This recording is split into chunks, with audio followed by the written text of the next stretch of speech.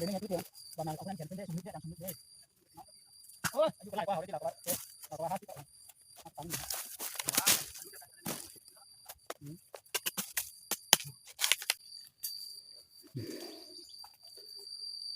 ต้องได้หลายแล้วได้พี่น้องนี่เจออยู่ในเป่านี่กันนี่เห็นบ่เงาคึมลืมแล้วเงาเงาหลายเขาบ่มักไอ้ได้พี่น้องเขาไปขายเนาะเขาอยากได้ตัวสั้นนั่นนี่เป็นไรกินดิบก็แล้วหวาน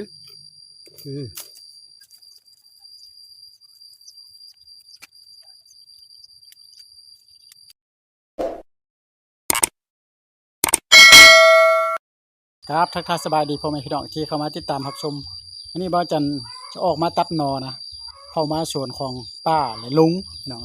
อยู่ในสวนนี่แหละปีกายกับมาตัดประมาณ 2-3 เทื่อแล้วปีนี้ก็จะมาเอาอีกเนาะอยู่ทางหลังนี่บ่าวจันจะพาไปเนาะไปเบิ่งน้ำกันว่าจะมีนอน้อยบ่มีหลายบ่จะได้หรือบ่ได้กับประมาณ10,000-20,000ประมาณนี้แล้วเขาจะเอานะไปเบิ่งน้ำกันว่ามีนอบ่นี่ป่าอ้อยเนาะเอาของปลาลวงแต่ว่าเขาเจ้าปลูกกินปลูกขายซื้อเนาะอันนี้นะตรงนี้ละ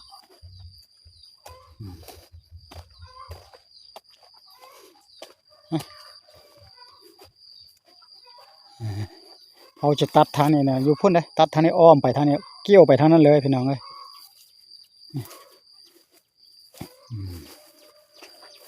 นี่ต้นไม้ต้นมากอย่างร้ายได้พี่น้องมาเขาปลูกนี่อันนี้เนี่ยเขาเอิ้นว่านอเล่งน่องที่เนาะแม่นบ่แม่นนอเล่งน่องว่านี่นะอันนี้นอเล่งน่องอันนี้แหละเขาจะตัดไปเลยพี่น้องเลยเขาจะเอาแต่ตัวสั้นตัวยาวหลายเขาก็บ่เอาวันนั้นนะนี่ประมาณนี้เลยเบิ่งก่อนนี่ปีกายก็ได้มาตัดอยู่แต่ยังบ่ค่อยออกมันแก่แล้วพี่น้องนอซองใบมันแก่หลายแล้วบ่อยากออกปานใดนี่ออกแล้วเนี่ยตัดหลายแล้ว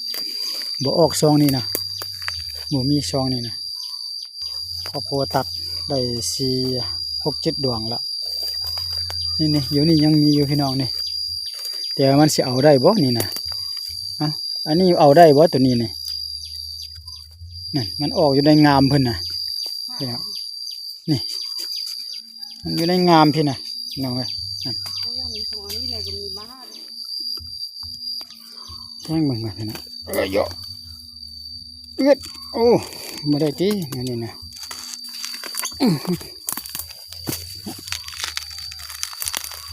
โอ้นะ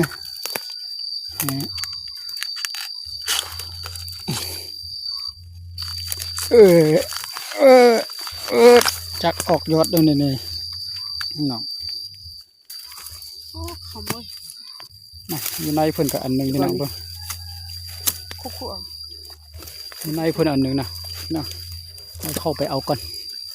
เนี่ยจับหักเอาเลยอายุเด้อเนาะนี่ตัวนี้มันสูงแล้วพัดเอาเลยงานโอ้อันนี้เนาะออมหอมใส่ผักกระเนียงคักพี่น้องเลย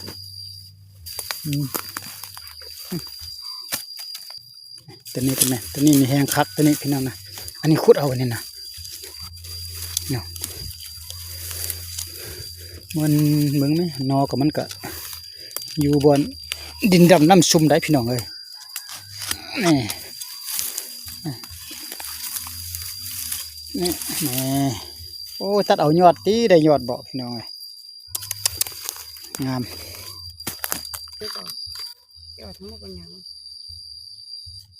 การบ้องมันก็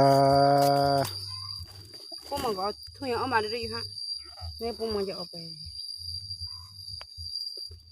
ใช้ถุงยางที่ให้ทุกอย่างมันจะใส่พวกมันนะ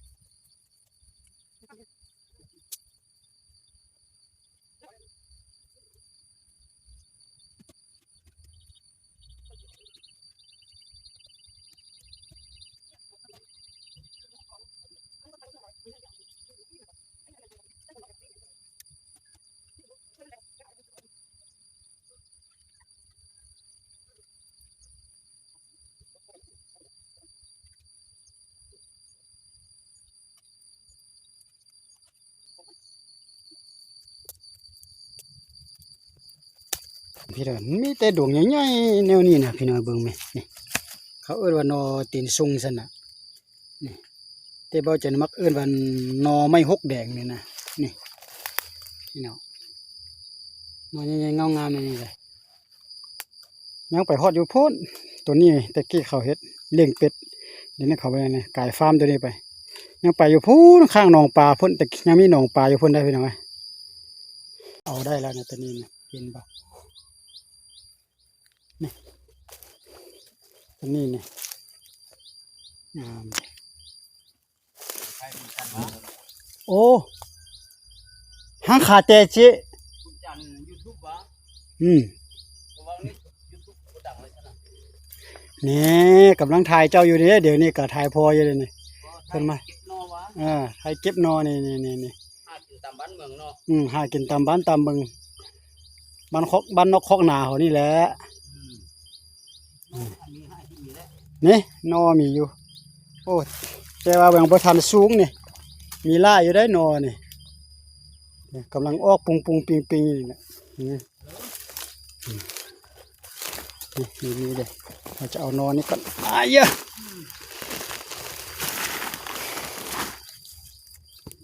ปอมนี่ใส่นำกันตัวอันนี้นี่อันนี้ตังห้าหรืออันนั้นตังห้าบ่ตัวนั้นบ่เอาติตัวนี้นี่เฮ้ยเราเนี่ยเขาพูดภาษาเขาเลย บ่เห็นติตัวนี้โดนี่ ก็ได้เอาไม่ตัวนั้นจะเหี่ยวบ้องคดีนะนี่ก่อนมันแข็งได้พี่น้องเอ้ยแข็งไปอยู่นี่ละพี่น้องยึดนี่นี่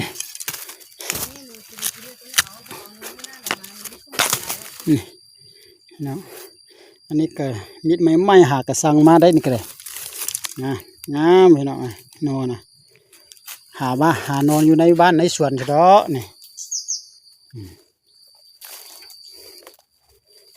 มีหลายพี่น้องช่วงนี้ฤดูฝนตกมันก็ออก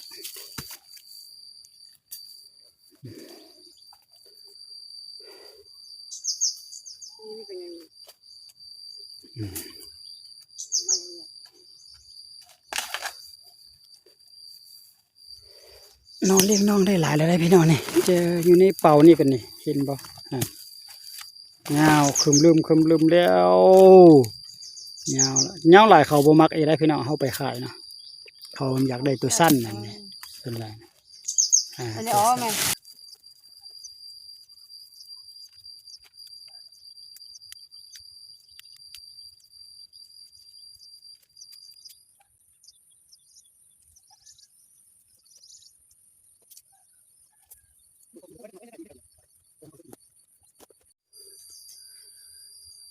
นอเลี้ยงน้องอะไรที่ยังจะน้อยเบิ่งมันจะยาวเลยบ่โอ้อันนี้นี่ยาวเกินแล้วอันนี้นะนี่ยาวหลายตัวนี้อยากเป็นกับไม้ละตัวนี้โอ้หักไปลมโอ้เอ้ยโอ้ยาวแท้ยาวว่าตัวนี้นะอุ้ยคือไม้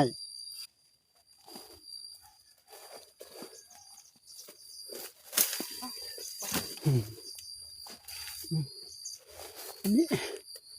ตัวนี้เนี่ยโอ้ได้อยู่แล้วนี่นะพอดี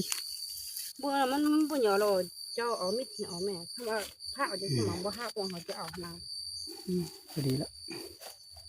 มันจะส่งเลยส่งเลยส่งเรามันใหญ่กันเนาะช่วงนั้นแมงกินนะไอ้บ้านนี้เขาจะเก็บเขาจะหาไปทางนี้เลยเกี่ยวหาทางถึงเดี๋ยวนี้ โอ้ไปกินอยู่เฮือนนี่เขาก็จะกินน้ำนี่ละไปตัวนี้มันเป็นซองนอหวานที่แม่น่ะนอหวานแม่ตัวนี้เนี่ยนี่อันนี้นอนะเขาจันมักชุดไดนอเนี่ยนะเขาเอาไปตำเจียวนะจีแล้วก็ตำเจียวกินมักตำเจียวมันยังเป็นใหญ่น้อยๆนี่ก็ออกปุงนี่นะนี่นอนี่แซ่บอยู่นี่ทำนี่ได้นี่ทำนี่ละ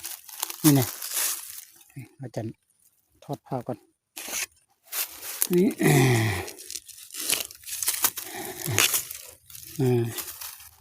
อันนี้นอหวานมันบ่ได้ขมได้พี่น้องอันนี้นะแซ่บๆนี่ก็กำลังปรุงนะพี่น้องนี่กำลังปรุงอยู่น้อยๆยังบ่ยาวยังสั้นตัวนี้ได้แล้วตัวนี้ได้นี่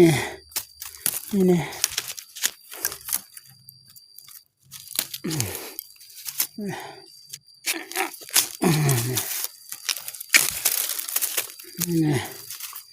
นอหวาน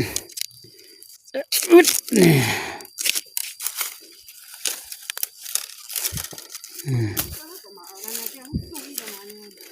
ี่ยังน้อยค่ะพี่น้องปะก่อนอันนี้นะได้ซ้ำนี่ละมันยังบ่ไหลได้พอได้เจลจีตำเจลได้แล้วนี่ก็ได้ตัวนี้ตัวสั้นๆนะเอาบ่สั้นๆนี่ก็เอาบ่ฮะยังสั้นนะขุดอยู่แต่มันสั้นอย่างวะเข้าใจป่ะนี่บ้าเลยบ้า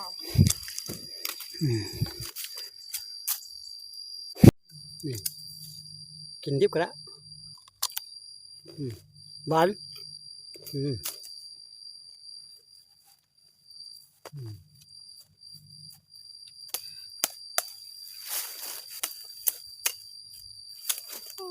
หมดหลายหน้า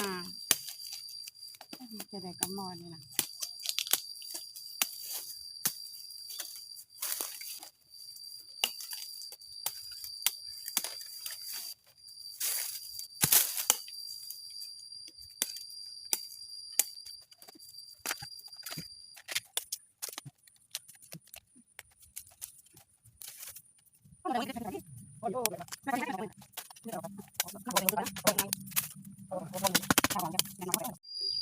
เขาสิไปตัดอยู่หันนึงกับอยู่หันละนี่ตัดทางนี้อันนี้หนองปลาพี่น้องเบิ่งไว้เส้นทางหนูนะมันเดินไปเดินมาตามนี่นะปานกับเส้นทางรถไฟเลยแปลนเลยพี่น้องเอ้ยเห็นบ่มันเดินไปเดินมาคันใส่บ่วงหรือว่าใส่มันต้นเบิ่งแม่มันมาคอดกินแถวนี้นี่ไม่เบิ่งแม่มันมาคอดกินมันต้นนะพี่น้องมันมาคอดกินมันต้นแถวนี้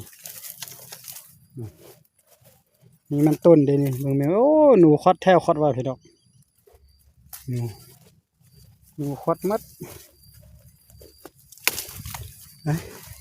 อยู่นี่มีกบเลยนี่เบิ่งแม่โดดลงแล้วปุ้ม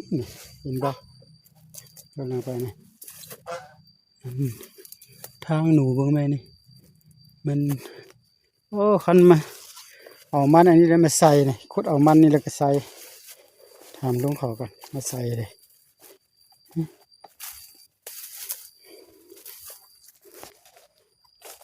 นอความหลายพี่น้องเอ้ยเบิ่งไหมตัวนี้นี่ยังตัดบ่ได้เถอะ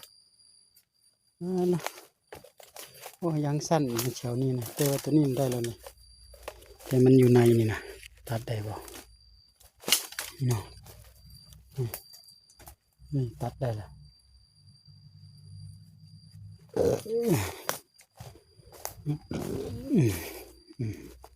ตัดได้ละนั่นนะนอนเลี้ยงน้องนะโอ้